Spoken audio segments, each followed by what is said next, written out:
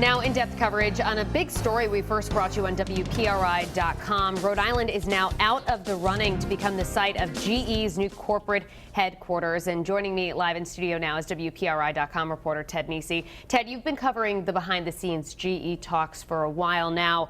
GE has blamed Connecticut's taxes on the reason they moved down. Do you think taxes are really at the center of the whole argument? I absolutely think it's a key part of the story here, Shannon. This all began last summer when GE found out that Connecticut leaders wanted to raise corporate taxes, and GE made clear when that passed that they were going to look elsewhere. But I don't think that's the whole story. GE's been trying to reinvent itself as a company that's more high-tech, more into innovation than kind of the old industrial light bulb type stuff we associate with GE. And Boston is the epicenter of that with high-tech. You have MIT, you have Harvard, you have a workforce that can do that kind of thing. So I think that's one of the many reasons Boston makes a lot of sense for them and why they made this choice. How serious was Rhode Island considered? More seriously than I think a lot of people think. You know, it was very secretive. It was hard to get information out of these talks happening behind the scenes, but everything I've heard is that the company liked what they saw in Rhode Island. Rhode Island was in talks with GE until pretty late in the game, but in the end, I think they wanted that set of stuff that Boston could offer that Rhode Island just couldn't, and that's why they ended up there. How should Rhode Islanders digest this? Because it seems like just another disappointment. It's tough, and you know, I don't want to sugarcoat it. A loss is a loss. You know, people would be a lot happier if they heard GE was coming to Providence today, but